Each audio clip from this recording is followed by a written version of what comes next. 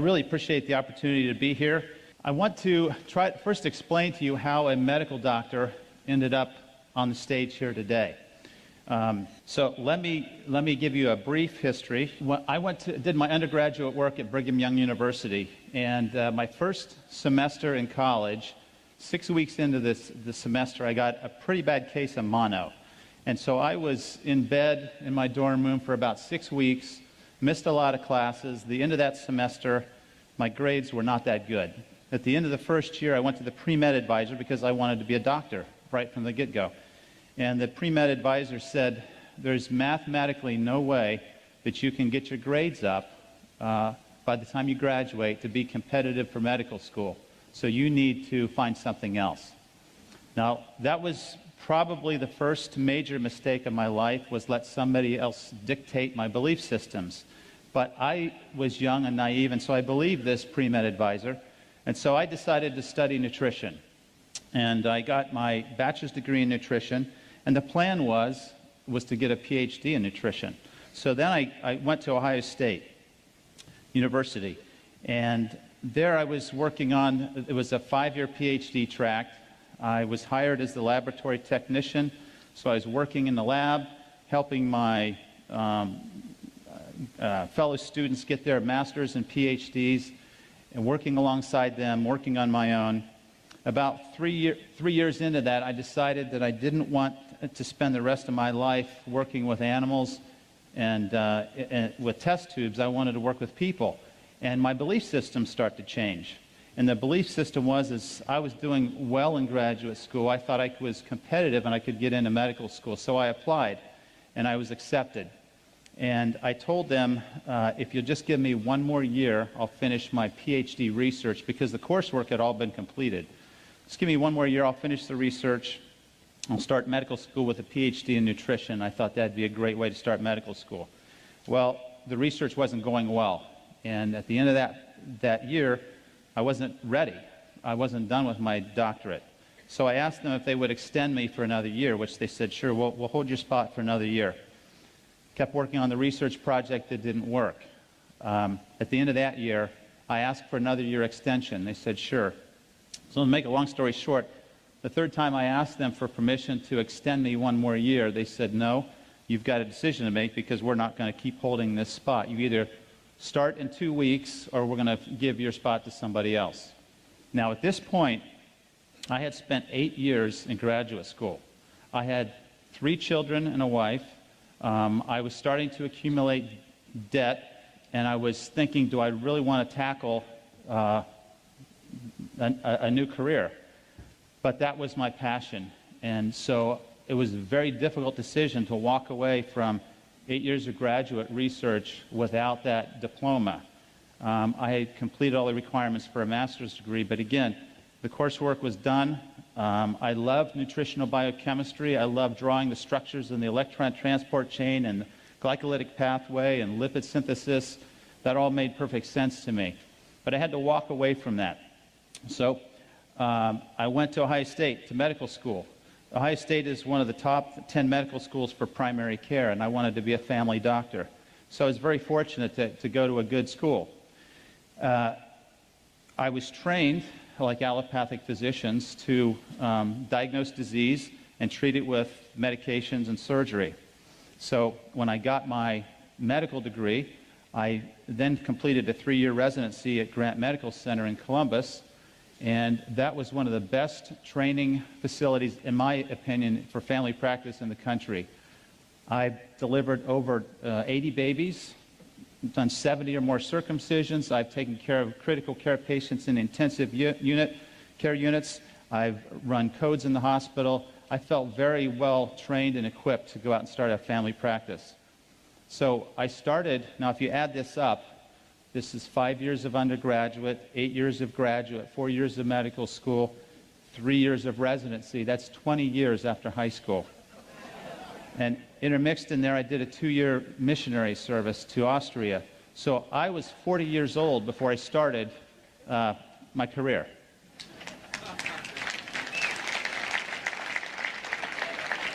And that's not to brag about my intelligence. The message there is I'm very persistent and very determined, and my wife put up with an awful lot through those 20 years. I went to a small community in Northeast Ohio to begin my medical practice, armed with my prescription pad. And within about 2 years of seeing common diseases, I thought, this is crazy. I'd forgotten all that nutritional biochemistry, but then I realized high blood pressure, heart disease, diabetes, acid reflux, these are lifestyle issues. If I could just educate my patients on how to live a healthier lifestyle, they wouldn't need all this stuff. So I tried to do that, but I'm very generous with my patients. I give them 15 minutes for a visit. A lot of physicians only give you 7 minutes, and that's just a tragedy. So my 15-minute visit with a patient was extending into 45 and 60 minutes as I was telling them about the nutrition and the exercise physiology that I learned.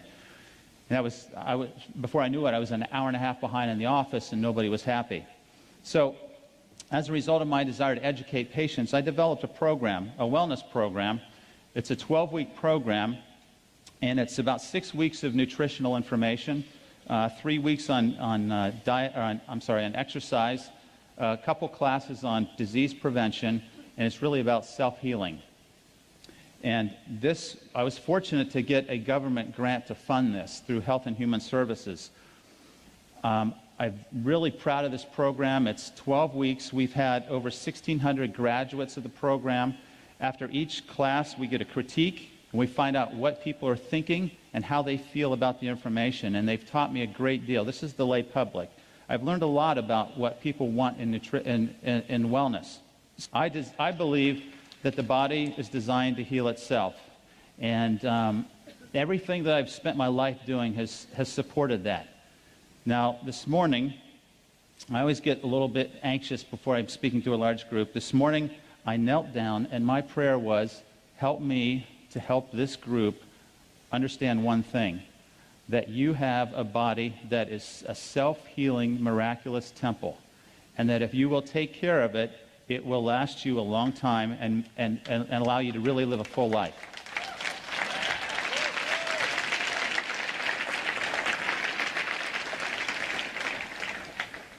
So this is what I see on a daily basis.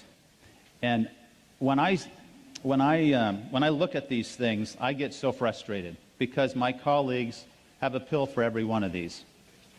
And I've stepped out of that circle, and now I find myself pretty alone in the allopathic world. I struggle with that, but I can't go back to that because that's not healing, that's disease management.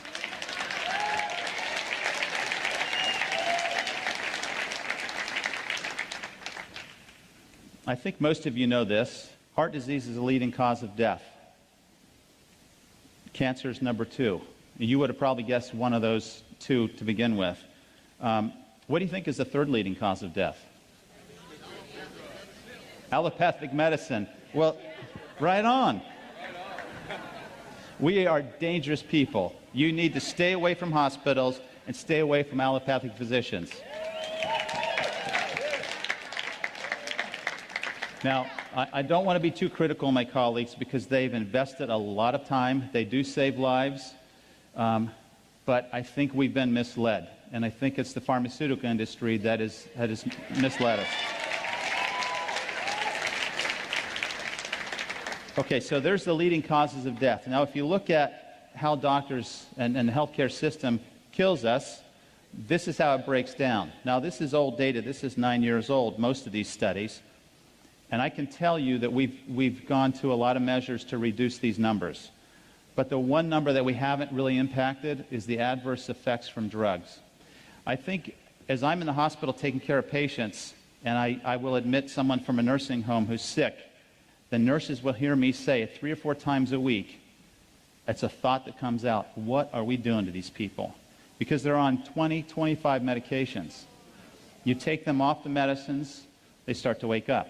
You measure their nutritional status, and you find they're very deficient. And so we have completely missed the mark in allopathic medicine. Let me show you how we're trained and what we do as a result of our training. We prescribe 20 billion drugs a year. The average number of drugs per visit is 2. 71% of office visits end up in a prescription, and the most frequently prescribed class is antidepressants. Now, you heard Dr. Allen talk about depression and brain chemistry. It's my opinion that about 10% of people who have anxiety and depression have a condition that medication has a role for. Most of the time, a healthy, balanced lifestyle will correct these problems. And in that lifestyle, of course, is the water. When I came across this slide, I was really upset. This is what the pharmaceutical industry is doing to all of us and to allopathic medicine. These are the big sales winners. Now, this is old data. It probably hasn't changed too much, but look at the profit margins that are made on these drugs. Now, I've highlighted in yellow drugs that are used to manage diseases and not cure them. These diseases, high cholesterol, acid reflux, depression, anxiety, high blood pressure, are for the most part diseases that a healthy lifestyle would reverse. And here we are giving them a pill for every condition. It's completely wrong. If you look at the expenditures, per capita healthcare expenditures in the U.S. compared to selected countries in 2006, you can see that we spend on average $6,500 a year per person on healthcare. In 1960, 5% of the gross domestic product was spent on healthcare. In 2007, it was 17%. 2017, it's predicted to be 20% of the gross domestic product on healthcare. So if we're spending that much money, are we getting healthier? Absolutely not. We are number one in responsiveness. We have the best EMS services in the world. We know we spend more money than anybody else. We rank number 37 in performance, number 72 in health, compared to 191 countries from the World Health Organization study. There's a problem here. This is terrible. We have to impact health in a positive way, or it will destroy our economy and destroy our health and our future. Now, I'm going to give you 3 hours of lecture in one slide. In 1900, we had the Industrial Revolution. And what happened was we were trying to feed people who were moving into cities away from the farm and the rural areas. So in order to do that, we had to find a way to preserve and prolong the shelf life of foods. So we developed some technology to be able to change the food to do that. And once we developed that technology, and the first one we did was the enrichment process, where we took the germ out of the whole grains. What happened was by the 1940s, we had nutritional deficiencies. So rather than add all of those back, we added 4 of them back. And that's what you see when you read a label that says enriched bread. It's enriched with 4 of these that are deficient and not all the other ones. But this was an act of Congress.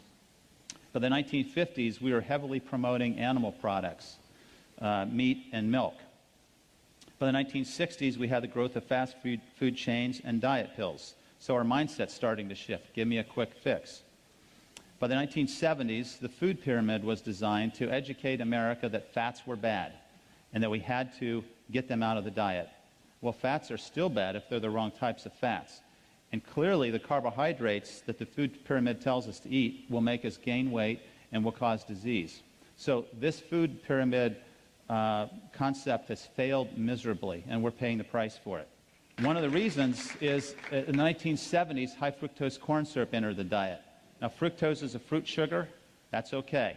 We should have 3 or 4 servings of fruit a day. 2 to 3, I'm sorry, no more. High fructose corn syrup is unnatural. It's a syrup with too much fructose. It stimulates the feeding center in the brain. This is the primary cause for obesity in the United States. And if you look at the obesity graphs, you'll see that they just accelerate almost exponentially starting in the 1970s when high fructose entered the diet. The other problem is trans and hydrogenated fats. These are not found anywhere in nature. The only place you will find a trans fat is in one of the stomachs of ruminating animals. No other plant, microbe, species, nowhere else in nature do you find trans fats. And yet it's in everything we eat because it prolongs the shelf life of the foods. This is a leading cause for many cancers, diabetes, many chronic conditions. A real problem. But what's happened is food technology has forced us to change the food supply, and in my opinion, in my world at least, belief system, God has created these beautiful foods for us to eat, and we're trying to improve on what's already there, and we're failing.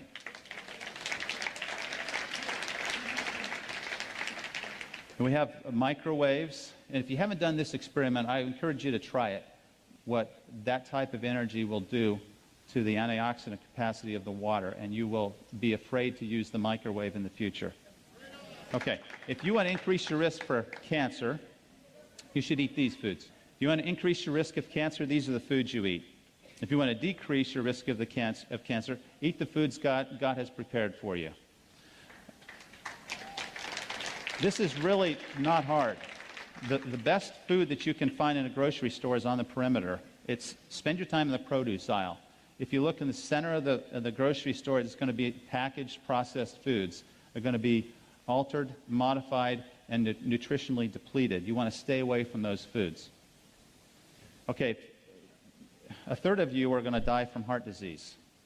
A third of you are going to die from cancer. That's pretty, when you start thinking about that, we could go down the row here and start asking, well, how are you going to die? Because it's going to be one of these two. Heart disease, cancer, two leading causes of death. If you want to prevent heart disease, it's a healthy lifestyle. Now, there are going to be people who, despite doing everything they can, they're going to have high blood pressure. They need medicine. There are going to be people that, despite everything they can do, will have high cholesterol and diabetes. They need medication. But more often than not, a healthy lifestyle would reverse these diseases. And this is a really impressive slide. Several studies were done, large studies, looking at the effect of lifestyle changes in chronic diseases. And the conclusion of these studies was that 91% of diabetics have a condition that a healthy lifestyle would reverse or prevent. 82% of people who have heart disease have a condition that a healthy lifestyle could prevent. 70% of strokes are preventable, and 71% of colon cancer. I personally believe that colon cancer is about 95% preventable with a healthy lifestyle. But yet, what are we doing? We're accepting that this is how we're going to live the remaining years of our lives, and it's a tragedy. Sometimes in our quest for wellness, we fail to see that we are the answer. Okay, here's what I believe. One of my core beliefs is that the body is designed to heal itself. We have all these systems that are there to help us take the nutrition in that we eat and circulate it, use it, and then excrete waste. It's a perfectly designed, well-orchestrated, beautiful, again, temple that we've all been given. A couple things about the cell that I think are absolutely phenomenal. It has its own unique machinery to repair and heal itself. Millions of DNA repairs occur every second in our bodies. Every day, 10,000 free radicals attack the DNA of every cell of our body. As it's sitting here right now, free radicals are trying to destroy you. But you've been given this beautiful temple that can heal itself and can find these, correct them, and repair itself. Each cell contains its own set of organs. They're called organelles. And there's a fascinating story here about the cells that I don't have time to go into. But it's a lesson of harmony, balance, order, and interdependence that can be applied at a much broader level, even for us as a human organism. The cells sense and respond to their environment. And the way they do this is through the redox potential. You guys know this. You're measuring ORP. The cells measure the ORP, and they respond. When there's a change, when it goes more positive, it signals an imbalance. It signals stress. And it initiates cellular repair. The cells communicate with and warn each other. And then finally, all proteins, lipids, and nucleic acid or DNA interact with water. So certainly, it's critical that you present it with the best type of water there is, and we all know which one that is. A couple lessons from nature. I think if you go out and study nature, there's so much that we can learn. Stress and recovery is one of the lessons that nature can tell us about. We're designed to adapt to short-term stress, not chronic. So the acute inflammatory response is to help us heal. Chronic inflammation causes degeneration, aging, and diseases. We want to stay away from chronic stress. And then examples of this lesson of stress and recovery is is the Earth. I look at the Earth as a living organism. And what does it do? It revolves, it has a rest period, and it has an active period. It's very predictable. There's a day and a night. We need to learn from that lesson. We need to get enough sleep. We need to exert ourselves in the daytime and recover in the evening. Then you have, as the Earth rotates around the sun, a full rotation is a year. We have summer and winter, and there's messages there on rest and recovery. Just as important as the exercise training protocol is the recovery protocol. And knowing how much recovery time you need and how to do that is absolutely crucial. So the question is, what type of stress and recovery are we doing now helping us have healing? So if you're going to fill in the blank here, our health is threatened by one process. What would you say? Oh, I've heard it. Okay. I'm going to say it's stress. So we need to talk about that for a minute, and I'm going to try to move on. This is the definition of stress. It's an imbalance of forces. Okay, so we have two types of stress. When we have an imbalance of these forces, you will have back pain if you're imbalanced in your posture. You will have all types of dysfunction if there's too much stress. This will lead to disease and dysfunction. However, if you have a balanced lifestyle, you will have harmony with natural laws, and you will be guaranteed healing and wellness. So we need to understand what stress does to us. Now, this stress can be, we can talk about this at every level. We can talk about this at the level of an atom, of a cell, of an organ, of a human body, and also as a community. And the concepts are the same. This is mind-boggling information, in my opinion. So I want to talk about oxidative stress because that's what pertains to what we're doing with the water. It is the mechanism of disease and aging. So oxidative stress is another way of saying free radical destruction. Free radicals are unpaired, negatively charged electrons or particles. They fly around the nucleus. They move at high speeds. They steal electrons from adjoining or adjacent atoms, and when they do that, they become stable, but they create an unstable atom in the atom that's lost its electron. This propagates itself in a very rapid, chain-like event, a nuclear reaction, you could say, in the cell, until there's a vulnerable endpoint where destruction occurs. These free radicals have a very short lifespan, a trillionth of a second, but that's just enough to cause significant damage. It's like a spark from a fire. And it was proposed in 1956 that this was the root cause of aging, but we haven't really paid too much attention to free radicals until just recently. So here's an example of a free radical. You have an atom that's stealing an electron. It's now stable, but now we've created an unstable atom. And it's going to react with another atom, and it's going to propagate until it causes destruction. Now, free radicals are all around us. Normal metabolism creates free radicals. Exercise creates free radicals. The microbes that are invading our skin and our respiratory tract and our intestinal tract, they're also creating free radicals. But that's okay, because what we're talking about is stress and balance. Our body is designed to handle that. If we do everything else right, we can handle these stresses. We have problems when we add additional stress from the free radical world in the form of air pollution and pesticides and herbicides, tobacco, radiation exposure. I would encourage all you women to look into thermograms as opposed to mammograms to reduce the radiation load.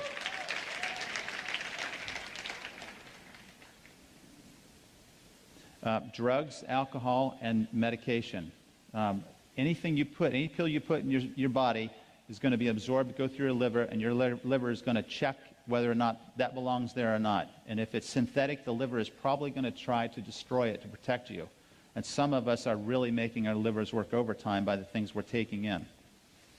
Then we have dietary sources of free radicals. We have the hydrogenated fats, and we have high sugar diets. These are significant loads that we've put in our bodies over the last several years.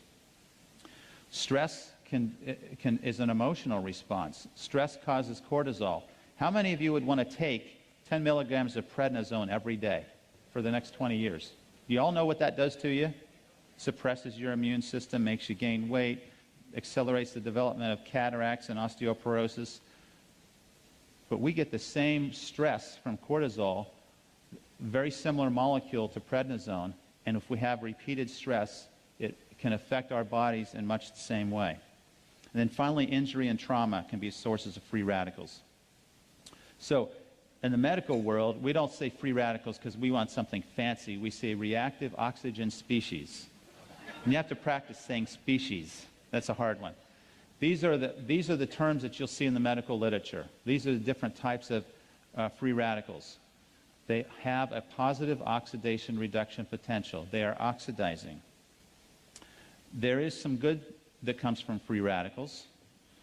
They are part of the immune process that is generated to fight off infection. If we're going to kill bacteria and funguses and viruses, we're going to use free radicals that our white blood cells generate to do that. So perfectly orchestrated, well balanced.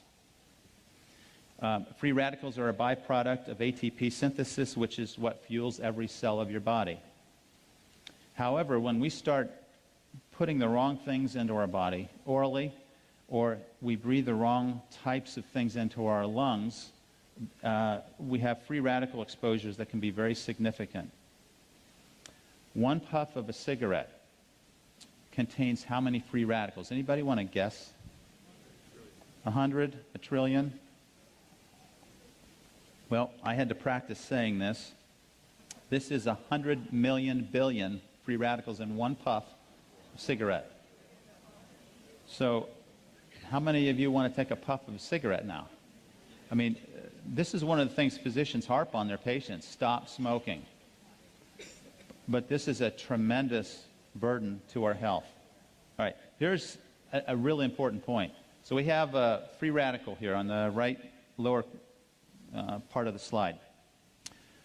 What we have on the top left corner is a specific molecule that has an extra electron. It can donate an electron and still remain stable.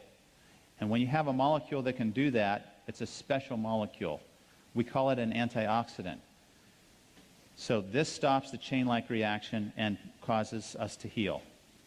Okay, so when if you look at the different types of free radicals, sources of free radicals, obviously I mentioned smoking. I mentioned alcohol, tremendous burden on the liver. I mentioned the foods that we eat, chemicals that we eat, ionizing radiation, exercise, and stress. But I don't have a pointer to show you this, but if you look at that cell on the left, you can see proteins, you can see nucleic acid, and you see the cell membrane. These are the end targets of destruction that free radicals will attack. And when they do, they change structure, they change physiology, they change our health. So some of you have seen this before. We have a 24-year-old who is aged twice as fast as he should because of free radical exposure. When you meet somebody that says, yeah, I just had a birthday, I'm 54, and they look like this, automatically you're thinking, wow, why do they look so old? What did they do? What's happened? And the things that will come to your mind are, there's a smoker, there's an alcoholic, there's somebody that's a sunbather, there's somebody that's had a lot of stress in their life. And guess what all those represent? Free radical burdens over a lifetime. We really need to think about this. Now, I feel like I can explain a lot of the things that I've seen in my patients who have started drinking this water. I haven't seen any studies on many of these, but this makes sense to me. Collagen is a protein. When you damage collagen, the protein is inefficient, and now you lose elasticity in your skin, and guess what you get? You get wrinkles. When you damage the elastin in a blood vessels stretch and contract. When you damage that protein, elastin, it won't stretch anymore. And as the blood squirts through that tiny opening, it doesn't stretch. Guess what happens to the pressure inside the artery? It goes up. So by the time you're 65, you have high blood pressure that you've never had. And you say, I don't believe I've had it, doc, because I've never had a problem with it. Well, after this many years of this type of lifestyle, you're going to have free radical destruction of that protein, and you're going to end up with hypertension. 2/3 of Americans who are senior citizens have this. When you damage the intimal lining of the arteries with free radicals, this is one of the propagating events of the atherosclerotic plaque. When you damage the DNA, you can have mutations and inefficient repair processes. You can also damage the insulin receptor, which is a protein that sits on the surface of the cell. And the insulin receptor has to bind to insulin. If it can bind to insulin, That's the trigger that opens the door for sugar to go into the cell. If that protein is oxidized, it will change its conformation and be dysfunctional. Now it can't recognize insulin, and the sugar doesn't go in the cell. We have insulin resistance. So guess what happens when you take antioxidants and, probably more importantly, use an antioxidant-rich water? Guess what can happen to diabetics who drink this faithfully? Their sugar improves, and I've seen that. Okay, so here's nature's prescription against free radical damage. We need to start with natural foods, raw foods. We need to be chewing as much as we can to activate the enzymes to start the digestive process early. All right, cellular antioxidants. This is the cool part for me, because this is all built in. We all have this when we're born. The cell membranes protect themselves with antioxidants, particularly vitamin E and beta-carotene. Outside the cell, our cells are protected in the blood system in particular with vitamin C and glutathione. These are antioxidants that protect the blood and the extracellular matrix. Inside the cell, we're protected by glutathione, and Dr. Allen had a picture of glutathione up here. It's an amino acid analog, vitamin C, and selenium. A lot of you are taking CoQ10. It's a great antioxidant. It's in every cell of your body in the mitochondria. If you take a cholesterol medicine, that should be part of the prescription, because cholesterol medicines will deplete CoQ10. Cellular antioxidants are listed here. So we have all these antioxidant systems to help us achieve this balance, and they can even regenerate themselves. If we get enough of these vitamins and minerals in our foods, we can regenerate some of this oxidative stress that's developing. Here's a list of foods that show you the oxygen radical absorbance capacity. It's a different set of units, but basically it's referring to the ability of these foods to act as a free radical scavenger. These are some of the most potent foods in terms of their effects on reducing cancer and oxidative stress. If you group these together, what you'll find is that berries and beans are some of the best groups of foods to help to provide you with antioxidant protection. So these types of foods need to be pretty heavy in our diet and should be foods that we eat on a regular basis. In addition, I personally believe that there's a role for nutritional supplementation, and I recommend many of these. There are some excellent herbs, there are supplements, and again, there are enzyme systems, and these enzyme systems require trace elements. Guess what happens when your diet is loaded in processed foods, enriched flours? Guess what you don't have in the typical American diet? You don't have adequate selenium, manganese, and zinc.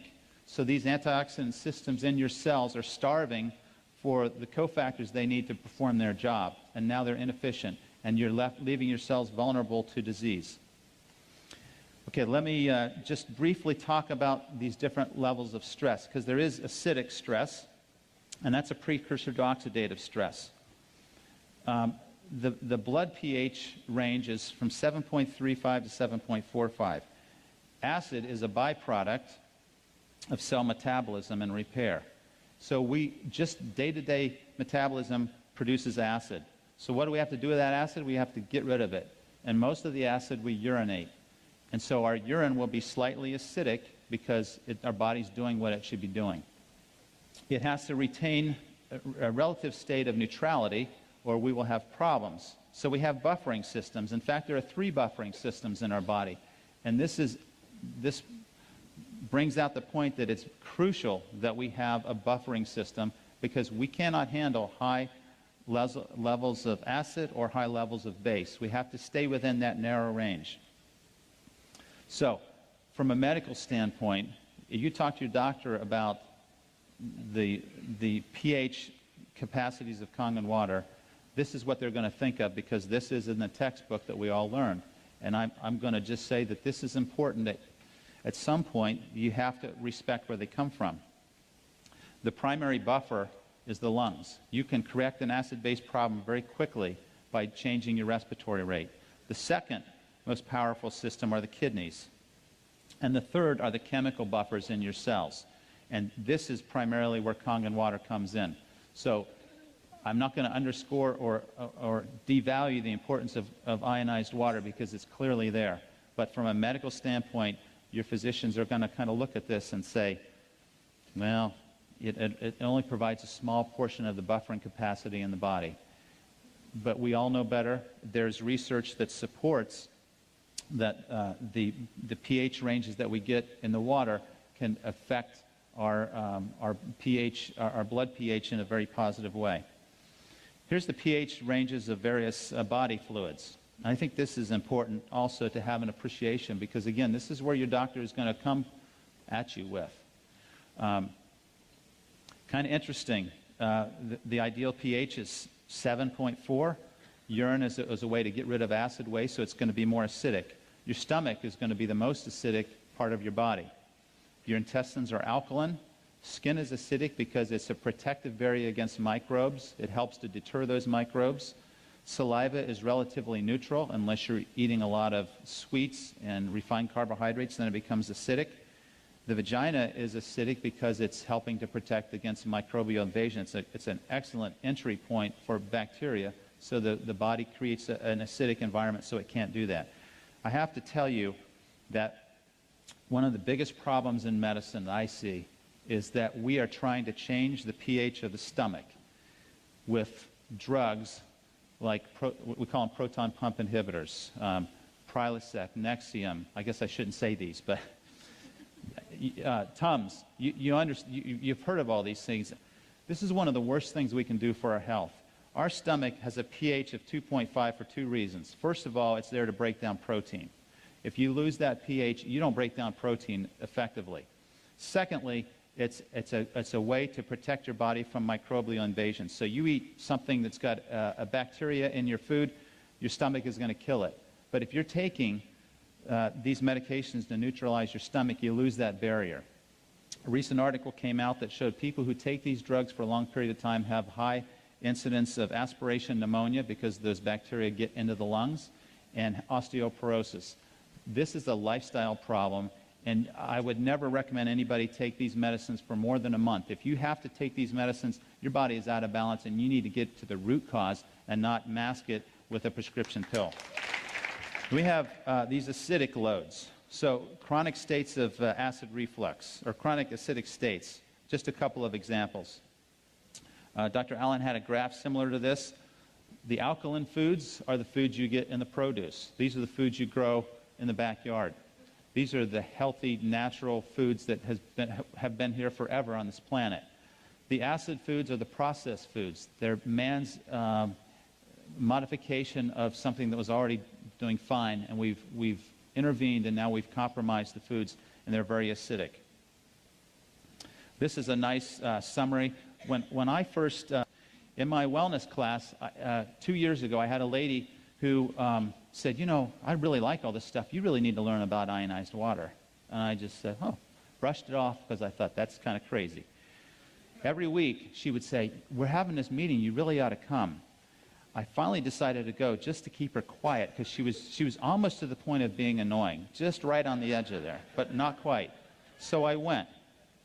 And I wasn't so impressed with what I heard. I was impressed with what I saw with the demonstrations. That's what hooked me. And since then, I have been promoting this. I had to start very carefully in telling my patients about this because I didn't want to be selling a machine to somebody as their doctor, and then they're not having any benefit, and they think the doctor's ripping them off. So this was I had to step outside of that circle very carefully in doing that. Fortunately, I have some friends here. Actually, they're patients of mine. And John and Pat. Would you guys stand up? John and Pat Beadle. There you go. Thank you. I've been wanting to say for a long time to a large crowd, the Beatles are here. They have really helped me have more courage because they got a unit shortly after I did, and they have been, the Amish community in our nearby county has just blossomed with the water units, and they have story after story after story. It's incredible, and so I really appreciate what they've done to support me and help me, and we're having a lot of fun together. We all know about Dr. Warburg. We know what he said, that cancer thrives in an acidic, oxygen-depleted environment. So how do we create that? We eat the processed foods. We eat what the typical American diet would tell us to eat. How do we create oxygen depletion? We stop moving. If you want to run away from death, run away from death. The closer you get to not moving, the closer you are to being a corpse. So just remember that. Now, I haven't seen the research to support this statement, but I think the corollary is true, that cancer can't grow in an alkaline, oxygen-rich environment. So I have a friend with a brain cancer. I bought him a unit. I sent it to him. I said, I want you to drink as much of this water as you can. I want you to take these antioxidants, and I want you to take a walk every day, get your heart rate up, get oxygen in your lungs. That's the best treatment that I know of for that brain cancer. And I can tell you that he's had 2 brain cancers, and his cancer has not grown in the last 2 years. So it's a phenomenal story. Okay, I'm going to just let you kind of glance at these, because now I do have to wind down pretty quickly. We dehydrate pretty easily, and I'm very dehydrated now. When we wake up in the morning, we're dehydrated. You need 20 ounces probably of water first thing in the morning. And for me personally, my health is pretty good. When I started drinking the water, I felt so energized in the morning. I judged the intensity of a workout in the gym by how sore my muscles got until I got Kangen water, and then that blew that right out of the water because I didn't get sore anymore. So I knew the water was doing something for me. Okay, there's dehydration states. There's evidence for microclustering. This was the one concept that I struggled with a little bit initially because I wasn't sure of the science behind this, but I'm confident in the science behind this now. Alkaline water has reduced or a lower nuclear magnetic resonance state. If we had microscopic eyes, you could see that every atom in the universe is vibrating. When you energize this water, you change the vibrational state of the water molecule from a high resonating vibration to a lower resonating vibration. That allows the water molecules to cluster together closer and tighter. If it's a higher frequency of resonation, it won't cluster. So that's why we're able to microcluster the water. Okay, so let's see. Lower surface tension, we can measure this. And again, this is reported data. So for a physician who likes to see the evidence, it's there. Here's the hexagonal or ionized water. So this is the frequency of those vibrations. A much lower frequency, the molecules can, because they're polar, they can get closer together and cluster. Okay, we all understand the chemistry. Let me just try to skip to the end here. We talk about the ORP. Okay, there's evidence of internal benefit. And I don't know if this, I think Dr. Allen alluded to this article earlier, that electron-rich water has a high pH and significant ORP, and it has been shown to protect the DNA from damage due to free radicals. Here's an article on the anti-cancer effect of water where they injected mice with melanoma cells. Melanoma is a very fast-growing cancer of the skin. They injected it into their bellies and under their skin. They gave one group alkaline-rich water, another group tap water. The alkaline-rich water had very slow tumor growth rate and virtually no metastases. So this would be one of my first-line treatments for someone with cancer. Electrolyzed water, let me skip this one. This one talks about its ability to improve diabetes. And for those of you who are trying to provide support to medical people, if you'll go to PubMed.com, that's short for Publish Medicine. So PubMed is .org, not .com. PubMed.org. You can find these articles there, and you can arm yourself with abstracts to show them that there's evidence. It's all in the Japanese and Korean literature, though. Here's another one that shows its effect on diabetes in mice. There's one on, let's see. Oh, here's a neat one. If you ever have a rat that's drunk, if you give them ionized water, they get over their hangover really quickly. That's toxic to the liver. This is powerful. I think Dr. Filzer is talking about this on the video. This is a very strong study that showed that three of the most virulent and dangerous bacteria can be killed with the oxidized water with a high acid content. In other words, low pH. So if the pH is 2.5, it has to be below 2.6, or it doesn't have this bactericidal or bacteria-killing effect on the cells. But if they're exposed to this acid load, and remember, this is an oxidized water. If you measure the ORP in the acid, it's going to be very oxidizing. Okay. All right. Here's some questions. What happens to alkaline water in the gut? It absorbs right into the gut. It doesn't neutralize the acid. It absorbs right in the gut, just like alcohol does. It goes right through the stomach wall. So nothing happens. I had a doctor, a very smart doctor that I respect, said, I'll just take baking soda. And I thought, you're going to miss all the other effects because it's not going to go anywhere. It's not going to get into your cells, and it's not going to have the oxidation reduction potential. I don't recommend drinking water with meals, at least the alkaline water, because you want your stomach to be acidic. If you're going to drink water, drink 7.0. But I think it was Wade or somebody said drink water before you eat 20 minutes before. That's perfect because you'll hydrate yourself and you won't need to eat as much because it says 0. All right. Let's see. How long will it take to notice the benefits of ionized water? Probably not long for most people. And as you know, you've had the experience. A lot of them say, I don't think this has helped me at all. They stop drinking it, and then there's a contrast difference, and then they say, I need one of these. Can ionized water cure any condition? What we know is that it can support the cells so the cells can heal themselves, and that's what it does. When you're trying to get your doctor to listen, you first need to understand where they're coming from. They're busy, they're stressed, and they don't have time for the latest healing remedy. So you need a short 2-minute presentation to the point. You need to understand they want to see the data, and you have to know that they don't want to harm their patients. I was afraid that I might harm somebody initially with the water, so I was very reluctant. I wasn't very vocal.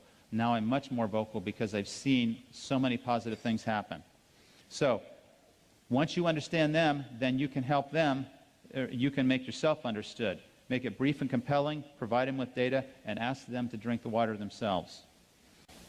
Here's the keys to health. This is second to last slide. Believe in your body's ability to heal itself. Create a healthy mindset. It all starts in the mind. I can't tell you the power of the mind. I think we know this, but we need to be reminded of this daily. We need to manage stress. Stress is a killer.